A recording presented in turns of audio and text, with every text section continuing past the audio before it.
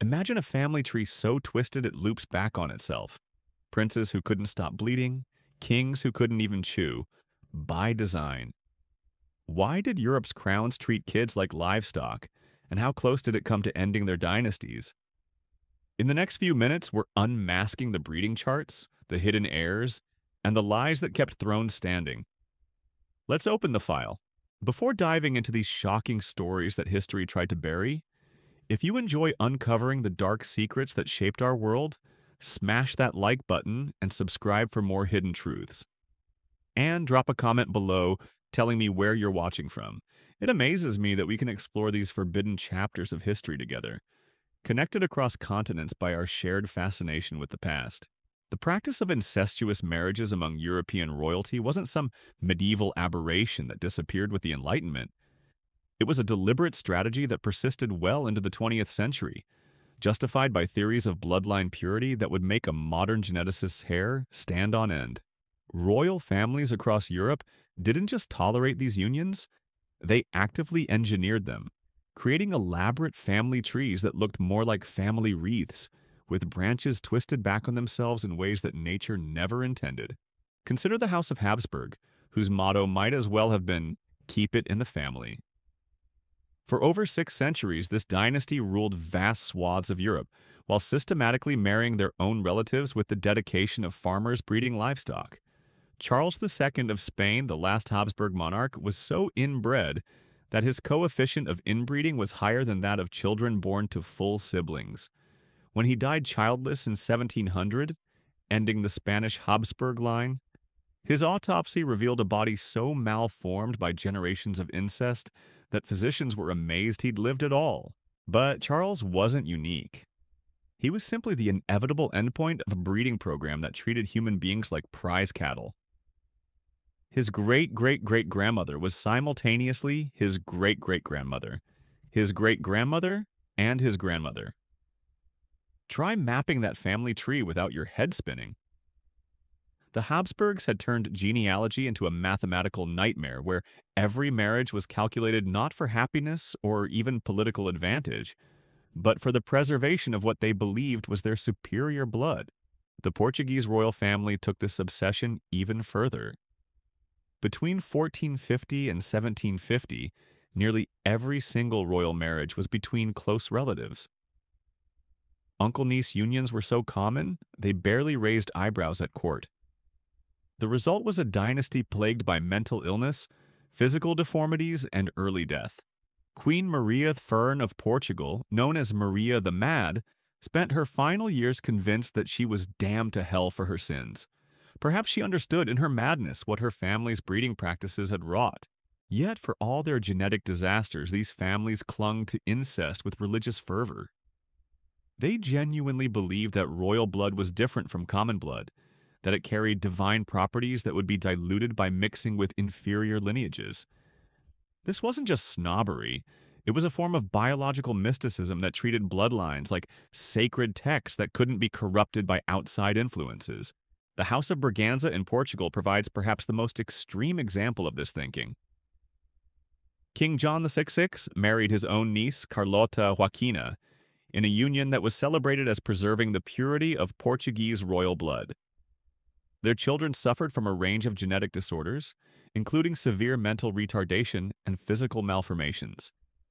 Yet the family continued these practices, convinced that any deviation from inbreeding would somehow weaken their divine right to rule. France's royal family, despite their reputation for sophistication, were equally guilty of these practices.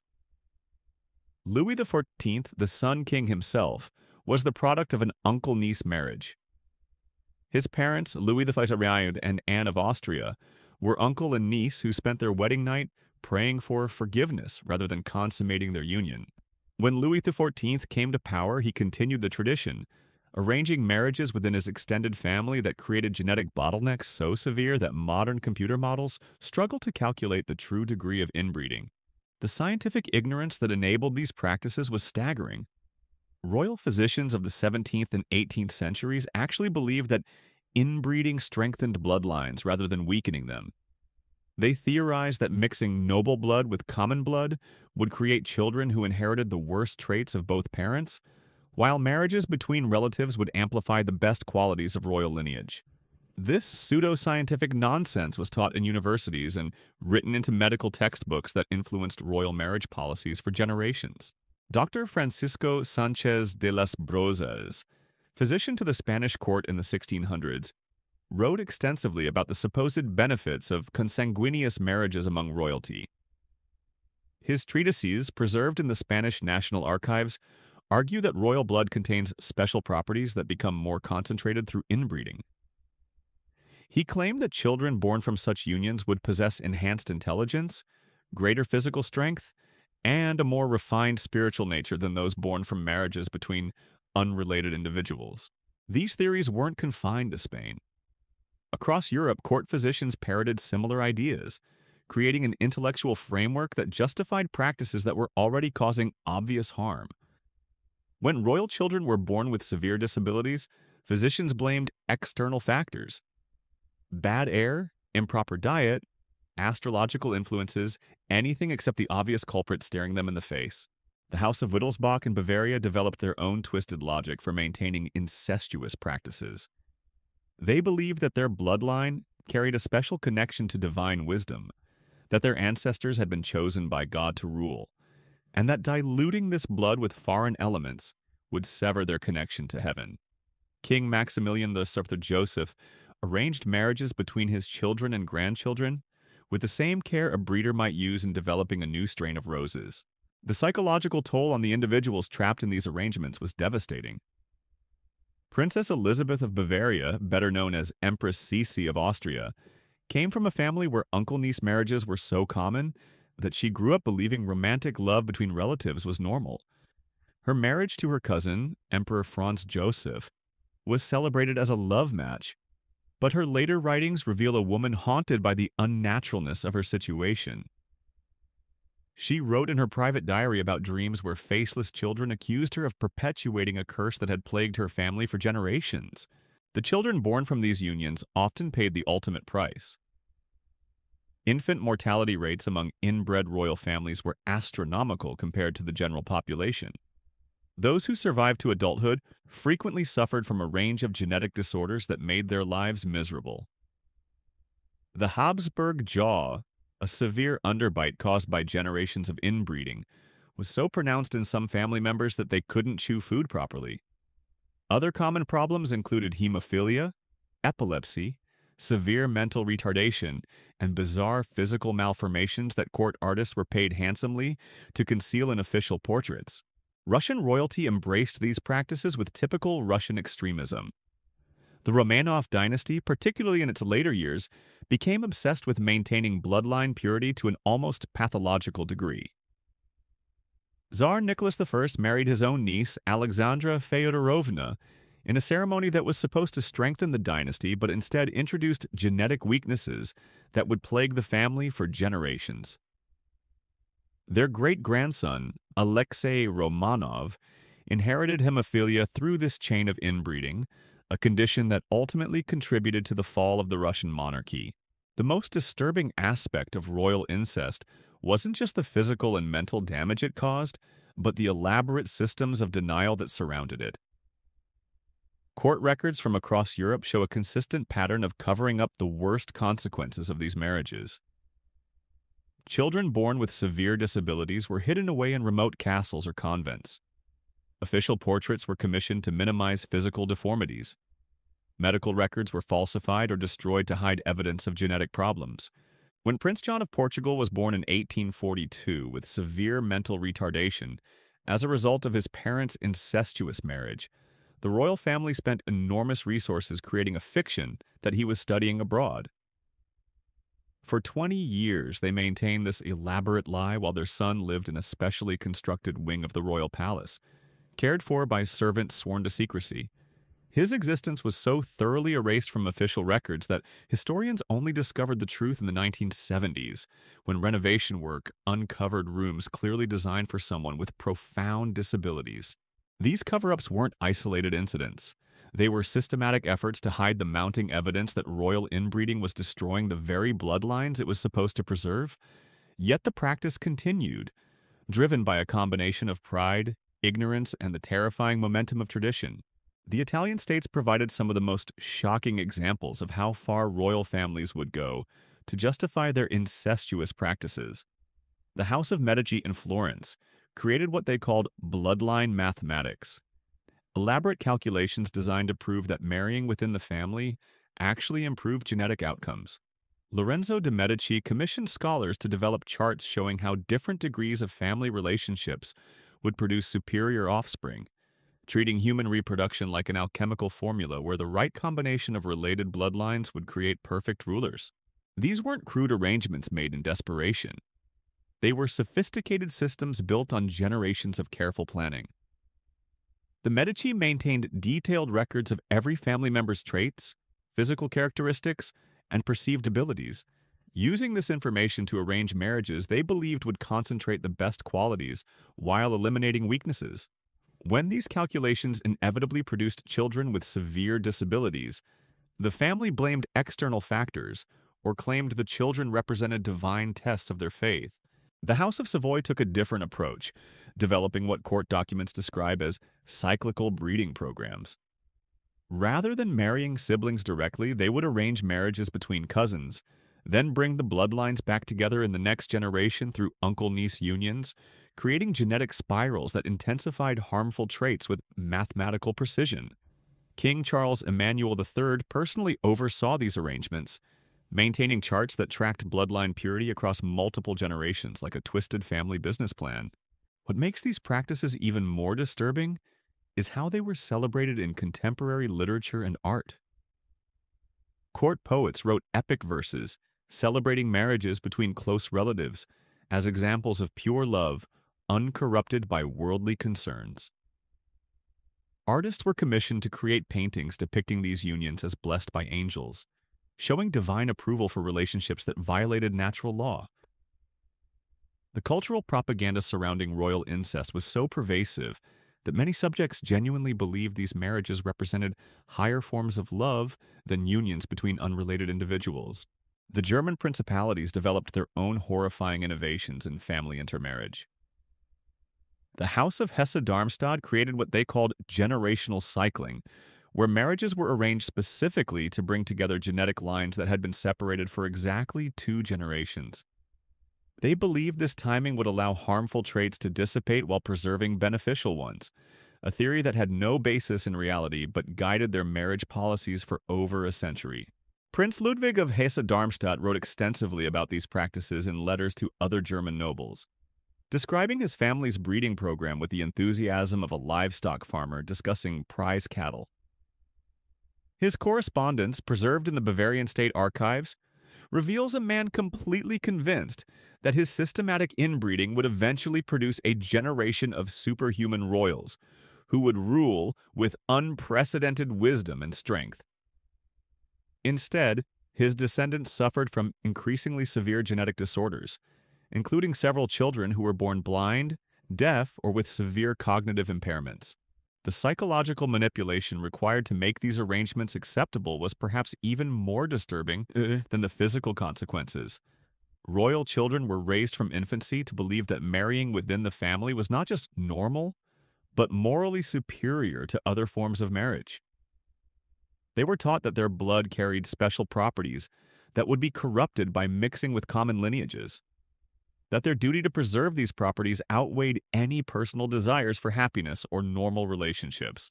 Princess Maria Anna of Bavaria, who married her own uncle in 1635, left behind a diary that reveals the mental conditioning process in heartbreaking detail.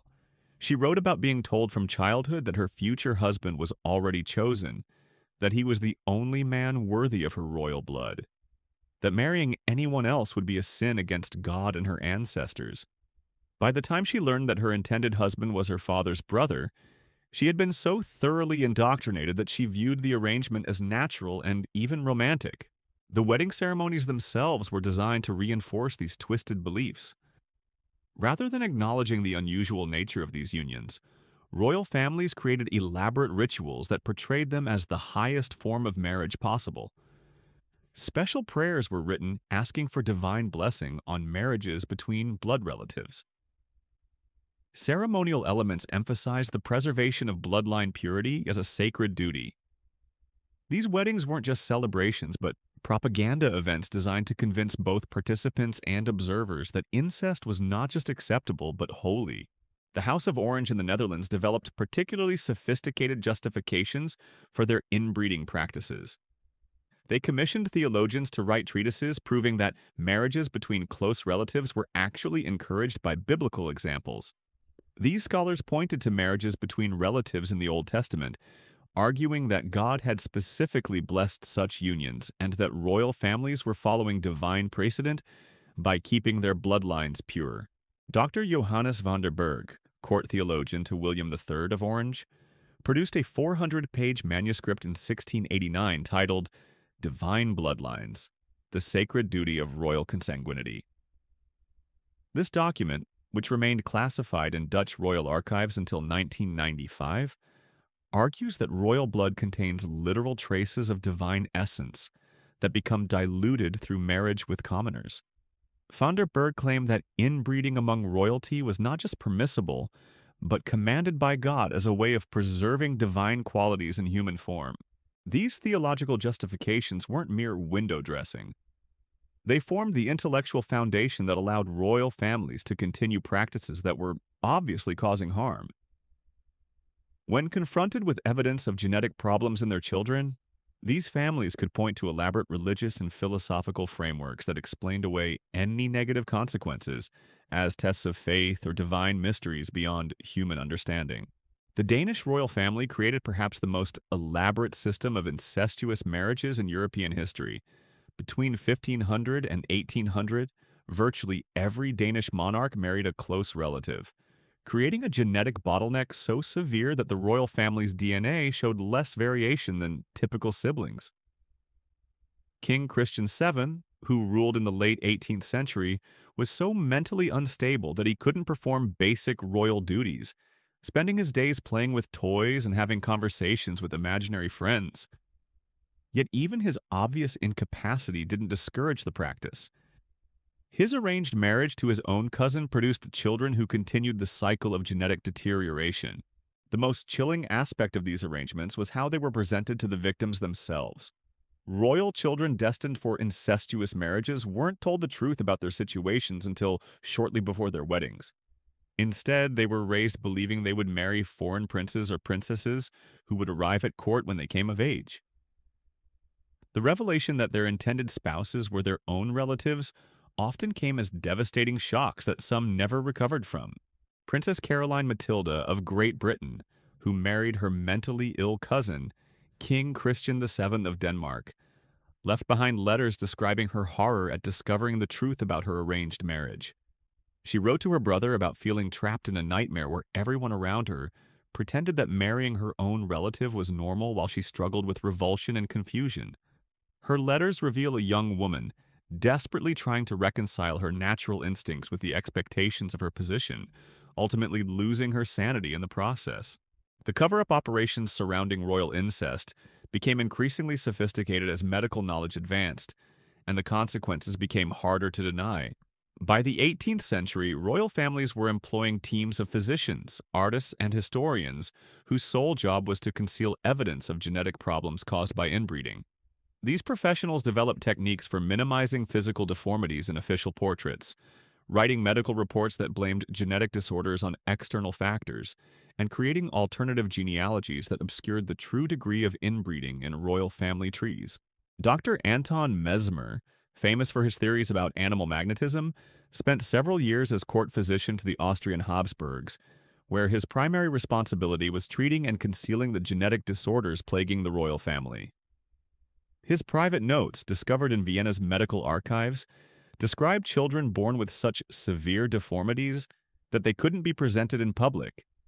Adults whose mental capacities were so limited, they required constant supervision and a systematic effort to hide these problems from both the public and historical record.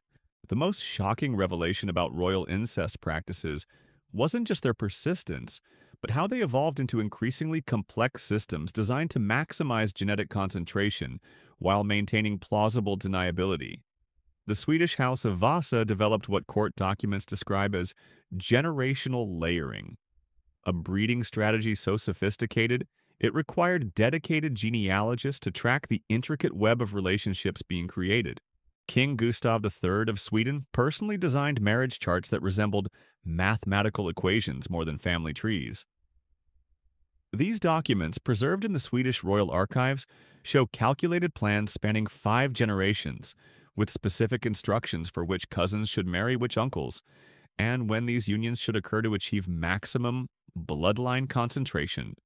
The king believed he was creating a master race of Swedish royalty that would possess superhuman abilities, but instead produced a generation of children so genetically compromised that most couldn't survive to adulthood. The surviving children of these planned unions faced lives of unimaginable suffering.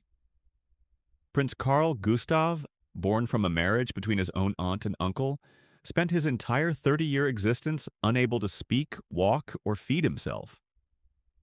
Court records describe him as making inhuman sounds and showing no recognition of family members, yet he was officially listed as a prince in direct line of succession until his death. His existence was hidden so completely that foreign diplomats visiting the Swedish court had no idea he existed.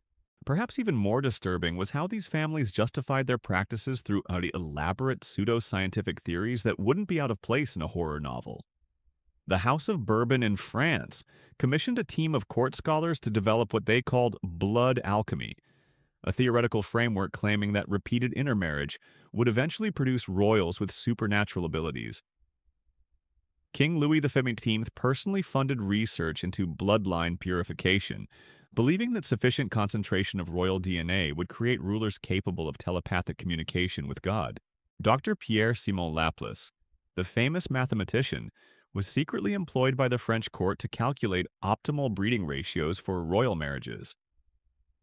His classified reports, discovered during the French Revolution and immediately hidden again until the 1980s, contain mathematical formulas for maximizing genetic concentration while minimizing obvious physical deformities.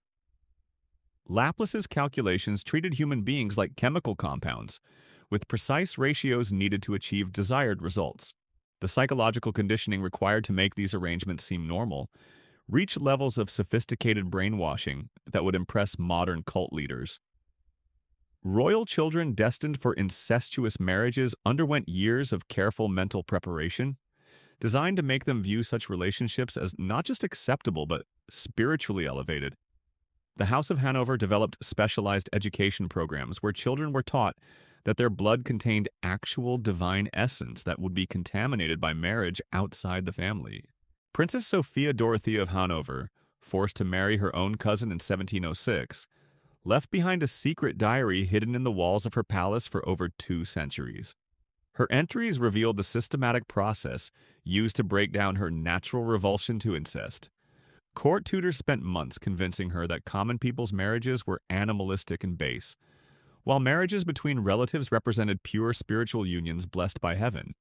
By her wedding day, she had been so thoroughly conditioned that she wrote about feeling honored to participate in such a sacred ritual. The wedding ceremonies themselves became increasingly elaborate spectacles designed to overwhelm any lingering doubts about the unnaturalness of these unions. The Austrian Habsburgs created ritualistic pageants lasting for weeks, with each day featuring different celebrations of bloodline purity.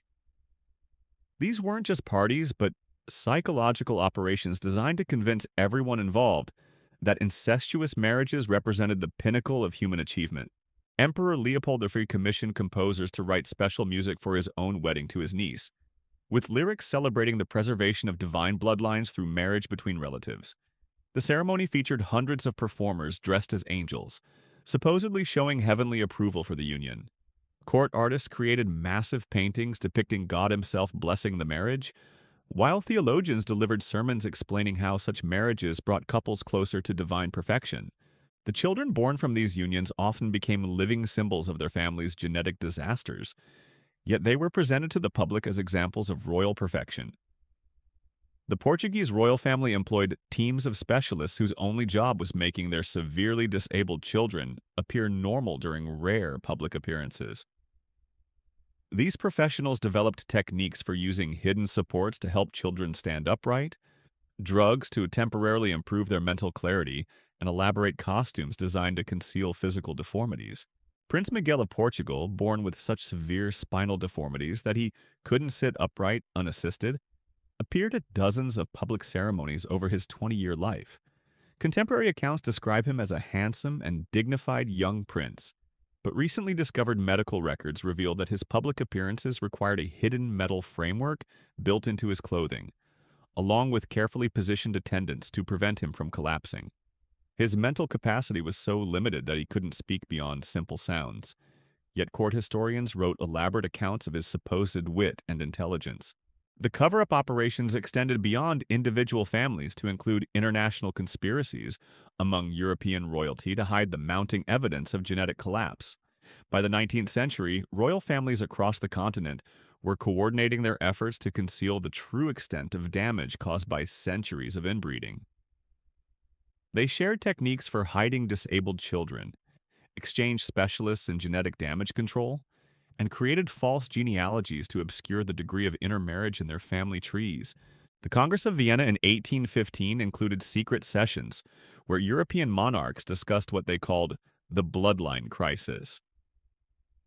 Classified documents from these meetings, unsealed only in 2015, reveal royal families panicking about the obvious genetic deterioration in their children, while desperately trying to maintain the fiction that their bloodlines remained pure and powerful.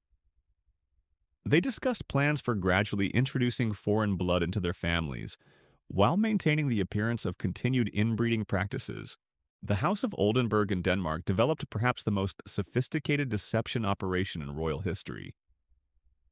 After producing several generations of severely disabled children through systematic inbreeding, they secretly began using healthy peasant children as substitutes while claiming these were their own offspring. Court records show payments to families throughout Denmark for children who resembled royal bloodlines, who were then raised as princes and princesses while the actual royal children were hidden away. This elaborate fraud continued for over 50 years, with supposed Danish royals who were actually the children of farmers and merchants. The deception was so complete that foreign diplomats, marriage negotiators, and even some family members never suspected the truth. Only a handful of court insiders knew that the Danish royal family had essentially ceased to exist genetically, while maintaining the appearance of dynastic continuity through carefully selected imposters. The Russian approach to hiding genetic problems was characteristically extreme. The Romanov family created what they called correction facilities, essentially prisons for their own disabled children, where teams of specialists attempted to repair genetic damage through experimental treatments. These facilities, located in remote regions of Siberia, employed doctors who conducted horrifying experiments on royal children born with severe disabilities. Dr. Nikolai Pirogov, court physician to Tsar Alexander II, left behind encrypted medical journals describing attempts to cure genetic disorders through surgical modifications, chemical treatments, and psychological conditioning. His notes reveal children subjected to repeated operations designed to correct physical deformities, drug regimens intended to improve mental function, and behavioral modification programs that amounted to torture. Most of these children died from the treatments rather than their original conditions. The Austrian Habsburgs took a different approach, creating elaborate fantasy worlds where their disabled children could live without confronting the reality of their situations. The family constructed entire fake villages populated by actors whose job was to interact with severely disabled royals while pretending nothing was wrong with them. These therapeutic communities, hidden in remote alpine valleys, employed hundreds of people who spent their lives maintaining elaborate charades designed to give meaning to the existence of children who should never have been born. Prince Ferdinand of Austria, born with such severe cognitive disabilities that he couldn't recognize his own reflection, lived for 30 years in one of these artificial communities. Court records describe a complete town built around his needs, with actors playing the roles of subjects who supposedly adored their simple-minded prince. Ferdinand believed he was ruling a prosperous kingdom, while actually being cared for by an army of paid performers who treated his random babbling as profound royal pronouncements. The most disturbing aspect of these operations wasn't their elaborate nature, but how they were considered acts of mercy rather than cruelty. Royal families genuinely believed they were providing their disabled children with dignified lives, rather than acknowledging that these children existed only because of their family's refusal to abandon incestuous breeding practices. The cognitive dissonance required to maintain these systems while continuing to arrange incestuous marriages for subsequent generations reveals a level of psychological compartmentalization that borders on collective insanity. The financial costs of these cover-up operations were staggering. By the 18th century, European royal families were spending more money concealing the consequences of inbreeding than they spent on their actual governing responsibilities. The Danish royal household allocated nearly 40% of its budget to maintaining the fiction that their family remained genetically viable. Similar patterns emerged across the continent, with royal treasuries drained by the constant need to hide genetic disasters, while funding new arrangements designed to concentrate bloodlines even further. The House of Saxe-Coburg-Gotha developed perhaps the most cynical approach to this crisis. Rather than abandoning inbreeding practices, they began breeding multiple genetic lines simultaneously, planning to abandon any lines that showed obvious problems while continuing to develop those that appeared more successful. This approach treated royal children like experimental subjects in a breeding program, with some family branches designated as expendable test cases for different approaches to genetic concentration. Prince Albert of Saxe-Coburg-Gotha, who would later marry Queen Victoria, came from one of these experimental bloodlines. His family had been deliberately bred for specific traits over multiple generations, with unsuccessful genetic experiments hidden away while promising results were promoted to positions where they could continue the breeding program. Albert's marriage to Victoria wasn't a romantic alliance, but a calculated attempt to introduce concentrated German genetics into the British royal line. The consequences of this systematic genetic manipulation would echo through European history for generations. The hemophilia that plagued Victoria's descendants came directly from centuries of concentrated inbreeding, designed to preserve royal bloodlines. The mental instabilities that affected multiple royal families in the 19th and 20th centuries were the predictable results of genetic programs that treated human beings as livestock, to be improved through selective breeding. Yet even as the evidence mounted that these practices were destroying the very bloodlines they were supposed to preserve, royal families continued arranging incestuous marriages with religious dedication. The pull of tradition, combined with elaborate intellectual frameworks justifying inbreeding, proved stronger than obvious reality. Families watched their children suffer and die from genetic disorders while planning similar marriages for the next generation, trapped in cycles of destruction they had created but couldn't escape. The breaking point came not through medical enlightenment or moral awakening, but through sheer biological collapse. By the early 19th century, several European royal houses faced what court physicians privately called bloodline extinction events. The Spanish Bourbons found themselves unable to produce viable heirs, despite desperate attempts at ever more concentrated inbreeding. Their final generation of princes were so genetically compromised that most died before reaching puberty, leaving empty thrones and panicked dynasties scrambling for solutions. King Ferdinand VII of Spain himself, the product of multiple generations of uncle-niece marriages, spent his reign desperately trying to produce a healthy heir. His first three wives all suffered repeated miscarriages, with court physicians noting that the fetuses showed such severe malformations they could barely be recognized as human. When his fourth wife finally carried a pregnancy to term, the resulting child was so disabled that she couldn't survive her first year despite round-the-clock medical attention. The Portuguese situation grew even more dire.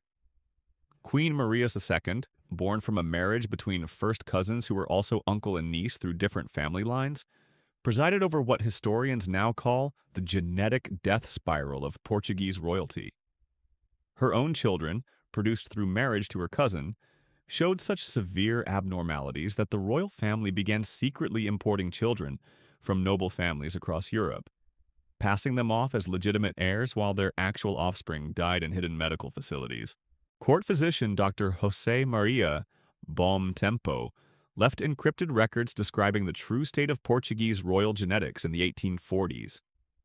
His notes, decoded only in recent decades, reveal a royal family where successful reproduction had become essentially impossible. Bomb Tempo documented pregnancies that resulted in fetuses so malformed they couldn't develop beyond the first trimester, children born with organs in the wrong locations, and multiple cases of what he termed genetic impossibilities where basic human development had been so disrupted by inbreeding that normal life became unsustainable. The British royal family, despite their later reputation for genetic diversity, harbored their own dark secrets about inbreeding practices. The Hanoverian line that ruled Britain through the 18th and early 19th centuries maintained carefully concealed breeding programs designed to concentrate what they believed were superior Germanic traits. King George III's famous madness wasn't just a personal tragedy, but the predictable result of generations of calculated genetic concentration. Dr. Francis Willis, who treated George III during his periods of insanity, left behind classified medical records that paint a horrifying picture of the king's condition. Willis documented episodes where the king would speak only in German for weeks at a time, periods when he couldn't recognize his own children, and bizarre behavioral changes that suggested severe neurological damage. Most disturbing were Willis's notes about the king's obsession with his own genealogy, spending hours drawing elaborate family trees while muttering about keeping the blood pure. The French royal family's approach to genetic crisis was characteristically dramatic. Rather than gradually abandoning inbreeding practices, they doubled down with revolutionary intensity. The later Bourbon kings commissioned what they called Project Versailles, a comprehensive breeding program designed to create a generation of genetically perfect royals through the most intensive inbreeding ever attempted in European history. King Charles II personally oversaw marriages between relatives so closely related that their children's genetic profiles showed less diversity than typical siblings. The project involved detailed charts tracking every genetic trait across multiple generations, with specific plans for which cousins should marry, which aunts to achieve maximum genetic concentration. The resulting children were so severely disabled that most couldn't survive infancy. Yet the program continued with fanatical determination until the Revolution of 1830 swept away the entire system. The German principalities developed their own horrifying innovations during this period. The House of Württemberg created what they termed genetic acceleration programs, where marriages were arranged not just between close relatives, but between individuals who had been specifically bred for particular traits across multiple generations. These weren't random, incestuous marriages, but calculated attempts to create superhuman royals through the most intensive genetic manipulation possible. Duke Wilhelm of Württemberg maintained detailed breeding records that read like livestock management manuals. His archives contain charts showing planned genetic combinations spanning 7 generations, with specific goals for each breeding cycle. Wilhelm believed he could create royals with enhanced intelligence, superior physical strength, and even supernatural abilities through sufficiently concentrated bloodline manipulation.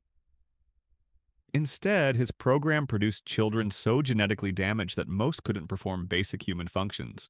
The most shocking aspect of these late-period inbreeding programs wasn't their intensity, but their scientific sophistication. By the 1800s, royal families were employing teams of mathematicians, physicians, and natural philosophers to optimize their breeding strategies. These weren't crude arrangements made in ignorance, but calculated experiments based on the most advanced knowledge available at the time. Dr. Franz Joseph Gall, famous for his theories about phrenology, spent years working with Austrian royalty to develop what he called cranial breeding programs. Gall measured the skull shapes of multiple generations of Habsburgs, creating detailed maps showing how different types of inbreeding affected head formation. His goal was to breed royals with skull shapes that indicated superior mental capacity, but his measurements actually documented the progressive neurological damage caused by genetic concentration. The Italian states took a different approach, focusing on what they termed aesthetic breeding, designed to create the most beautiful royals possible through a systematic inbreeding. The House of Medici commissioned artists to create detailed portraits showing the physical effects of different breeding strategies, using these images to plan marriages that would enhance desirable traits while minimizing obvious deformities.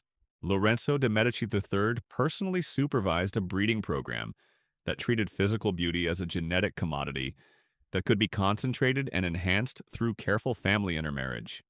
His court artists created hundreds of paintings documenting the physical characteristics of family members across multiple generations, with detailed notes about which features should be preserved or eliminated through future breeding decisions. The program produced children whose portraits reveal the grotesque results of treating human beings like art objects to be perfected through genetic manipulation. The Russian approach during this period was characteristically extreme and secretive. Tsar Nicholas I established what court documents refer to as the Institute for Bloodline Perfection, a classified facility where teams of specialists work to develop the ultimate inbreeding strategies for Russian royalty. This institute employed dozens of physicians, mathematicians, and even mystics who claimed to understand the spiritual dimensions of genetic concentration. Dr. Sergei Botkin, court physician to the later Romanovs, left behind encrypted journals describing the institute's work. His notes reveal experiments in genetic manipulation that sound more like science fiction than historical fact. Botkin documented attempts to predict the genetic outcomes of various incestuous marriages using mathematical formulas, plans for breeding royals with specific mental and physical characteristics, and even theoretical discussions about creating royals with supernatural abilities through extreme genetic concentration. The Institute's most ambitious project involved creating what they called generational spirals, breeding programs designed to concentrate specific traits over multiple generations while rotating different family lines to prevent the most obvious genetic disasters. These spirals involved marriages between relatives calculated to the fourth and fifth degree of separation, with specific timing requirements designed to optimize genetic outcomes. The complexity of these programs required dedicated genealogists working full-time to track the intricate relationships being created. The psychological toll on individuals trapped in these late-period breeding programs was catastrophic. Unlike earlier generations who might have accepted their situations through religious conditioning, royals in the 1800s had access to enough medical knowledge to understand what was being done to them.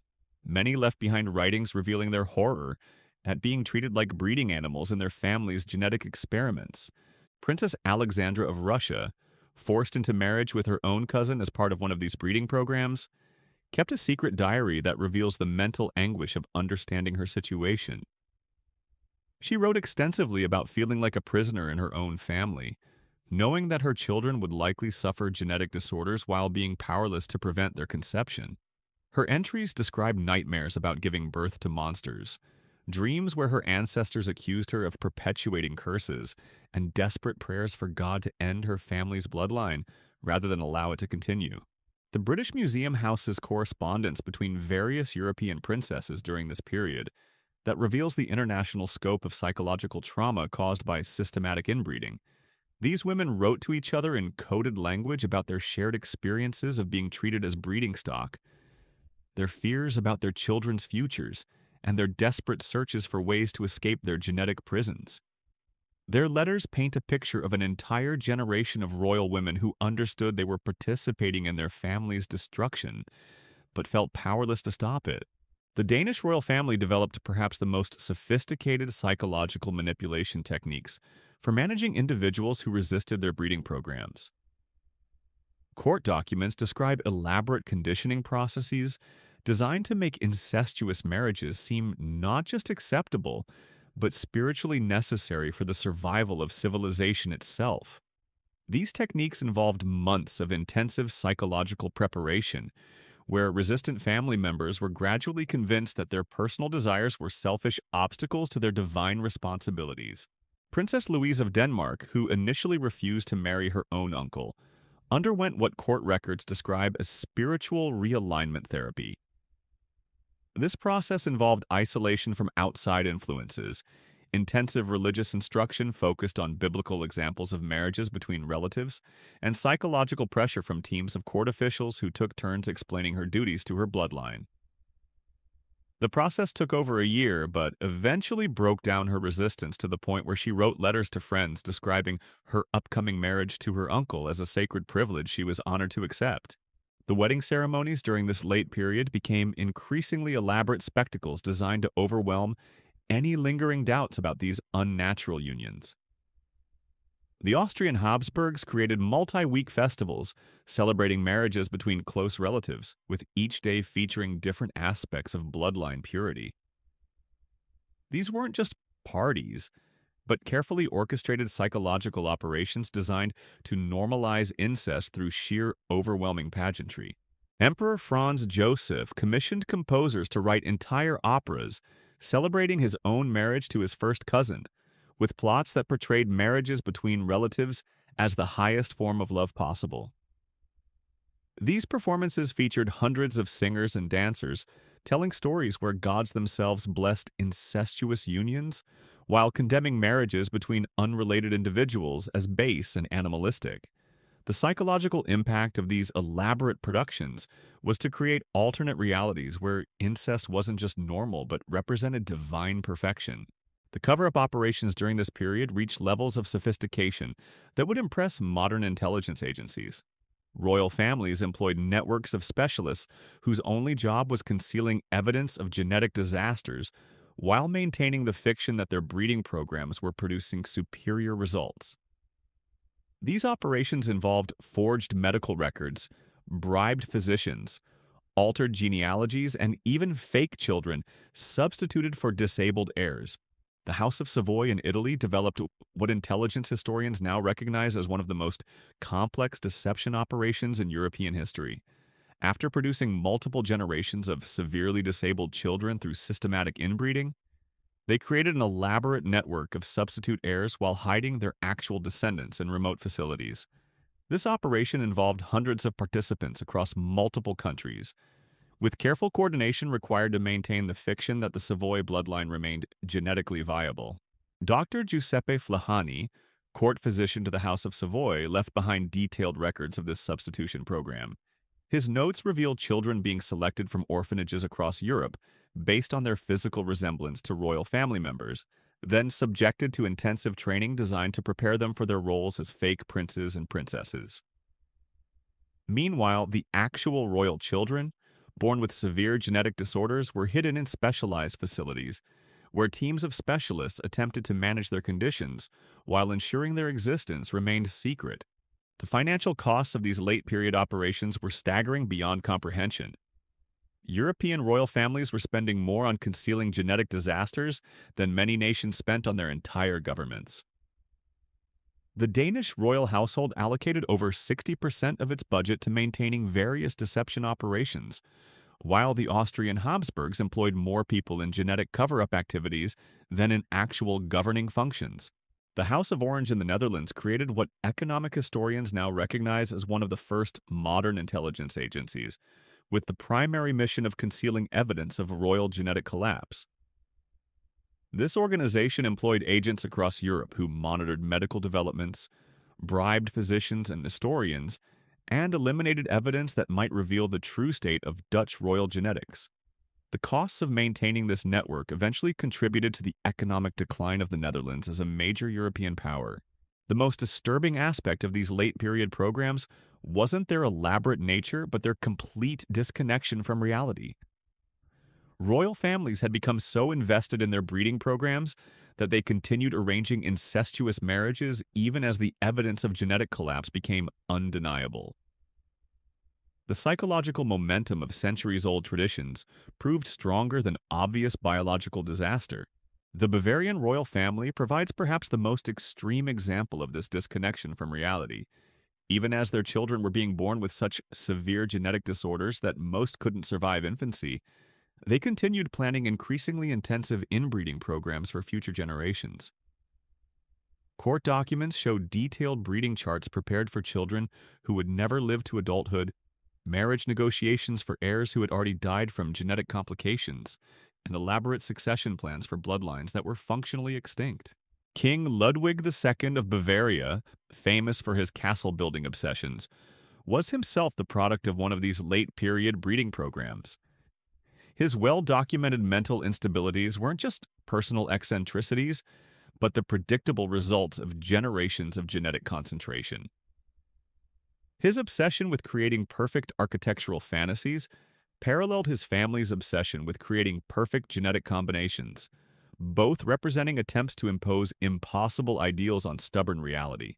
The Swan King's correspondence reveals a man who understood the connection between his family's breeding practices and his own psychological problems.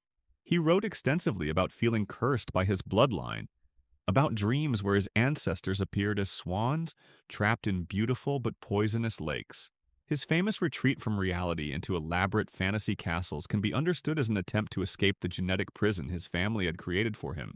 The international dimensions of royal inbreeding during this period created what historians now recognize as a continental genetic crisis. European royalty had become so intermarried that the gene pool supporting multiple monarchies had essentially collapsed into a single, severely compromised bloodline. The hemophilia that plagued the British royal family appeared simultaneously in Russian, Spanish, and German royal houses, not through coincidence, but because these families had become genetically identical through centuries of systematic intermarriage. Queen Victoria's decision to marry her first cousin Prince Albert wasn't just a personal choice, but part of a coordinated European strategy to concentrate what royal families believed were superior Germanic genetics across multiple monarchies. The resulting children carried genetic disorders to royal houses across the continent, creating an international web of genetic problems that would influence European history for generations. The most tragic victims of these late-period breeding programs were the children who survived long enough to understand their situations. Unlike earlier generations who might have died in infancy or lived in ignorant isolation, medical advances meant that genetically compromised royals could survive to adulthood while remaining severely disabled. These individuals faced lives of conscious suffering, understanding their conditions while being powerless to change them. Prince Leopold of Austria, son of a marriage between uncle and niece, lived for 37 years with hemophilia so severe that minor injuries could be fatal. His private writings, discovered after his death, reveal a man who spent his entire life in terror of bleeding to death from accidents that wouldn't harm normal people. Leopold understood that his condition resulted from his parents' genetic relationship, leading to profound resentment toward his family and the traditions that had condemned him to a life of constant medical crisis. The final phase of systematic royal inbreeding came to an end, not through enlightenment but through biological impossibility. By the mid-1800s, several major royal houses found themselves literally unable to reproduce viable offspring, despite increasingly desperate attempts at genetic concentration. The Spanish Bourbons, Portuguese Braganzas, and several German principalities faced what court physicians termed genetic extinction events, where successful reproduction became functionally impossible. The response of these dying bloodlines was to intensify their inbreeding practices even further, creating breeding programs so concentrated that they defied basic biological principles. The final generation of Spanish Habsburgs attempted marriages between individuals who were related through so many different family connections that calculating their exact genetic relationship required teams of mathematicians. These desperate final attempts produced children so genetically compromised that most couldn't survive birth, finally ending bloodlines that had persisted for centuries through sheer biological determination. The collapse wasn't sudden but inevitable, like watching a magnificent cathedral crumble in slow motion. The House of Braganza in Portugal exemplified this biological endgame when Queen Maria III attempted to produce an heir through marriage with her own nephew, who was simultaneously her cousin, through 3 different family connections. The mathematical complexity of their relationship required a team of Jesuit scholars working for months just to determine the canonical legality of their union. Their wedding in 1847 was celebrated as the ultimate achievement in bloodline preservation, but the reality was far more sinister. Maria had already suffered 7 miscarriages from previous attempts at reproduction with equally related partners. Court physicians documented fetal development so abnormal that they challenged basic understanding of human biology. Dr. Antonio Soares, the Queen's personal physician, wrote in encrypted Latin about pregnancies that resulted in formations he could barely classify as human attempts. When Maria finally carried a pregnancy to term, the resulting child lived for exactly 11 days. Prince Jose was born with what medical records describe as organs arranged in impossible configurations, multiple hearts that couldn't coordinate their beating, and a nervous system so malformed that consciousness itself seemed uncertain. The infant's brief existence was spent in constant seizures while teams of physicians desperately attempted interventions that had no basis in medical knowledge. The tragedy wasn't just individual, but represented the mathematical certainty that centuries of genetic manipulation would eventually reach biological limits. European royalty had essentially bred themselves into evolutionary dead ends, creating genetic combinations so unstable that successful reproduction became increasingly unlikely with each generation. The French Bourbon response to this crisis reveals the psychological depths of royal denial. Rather than acknowledging the obvious failure of their breeding strategies, they commissioned what they called the Great Genetic Revival, a program designed to rescue their bloodline through even more intensive inbreeding. King Charles II personally supervised arrangements for marriages between relatives so closely connected that their children's genetic profiles would contain virtually no diversity whatsoever. Dr. Jean-Baptiste Bouillot, court physician to the later Bourbon, documented this final phase of French royal genetics with clinical precision that makes his reports read like horror fiction. His encrypted journals describe attempts to breed royals whose genetic concentration would approach theoretical maximums, children who would represent the absolute pinnacle of bloodline purity. Instead, these experiments produced offspring so severely compromised that most couldn't develop beyond embryonic stages. The most disturbing aspect of Bouillot's records isn't the medical details, but his documentation of the royal family's psychological response to obvious failure. He described meetings where family members discussed their genetic disasters with the same enthusiasm they might show for successful harvests, interpreting each failed pregnancy as evidence that they were approaching genetic perfection rather than biological impossibility. The German principalities developed their own desperate innovations during this terminal phase. The House of Württemberg created what they termed resurrection breeding, a strategy designed to recover genetic viability by temporarily introducing foreign blood before returning to intensive inbreeding in subsequent generations. This approach treated genetic diversity like a medicine to be administered in carefully controlled doses before returning to their preferred state of genetic concentration. Duke Alexander of Württemberg commissioned teams of natural philosophers to develop mathematical models predicting optimal ratios of foreign to native blood that would restore reproductive viability without compromising bloodline purity. These calculations treated human genetics like chemical formulas, with precise measurements needed to achieve desired results. The Duke genuinely believed he could engineer a genetic renaissance through sufficiently sophisticated breeding mathematics. The resulting experiments were catastrophic even by the standards of royal inbreeding. Children born from these resurrection breeding programs displayed genetic instabilities so severe that their conditions changed dramatically throughout their brief lives. Court physicians documented individuals whose physical characteristics shifted unpredictably, whose mental capacities fluctuated wildly, and whose basic biological functions seemed to operate according to no recognizable patterns. Prince Wilhelm of Württemberg, born from one of these experimental programs, survived for 19 years while undergoing what medical records describe as continuous genetic metamorphosis. His physicians documented periods where his physical features would alter significantly over weeks or months, episodes where his mental capacity would suddenly increase or decrease without apparent cause, and bizarre changes in basic biological functions that suggested his genetic programming remained fundamentally unstable throughout his entire existence. The British royal family's approach to genetic crisis was characteristically subtle but equally desperate.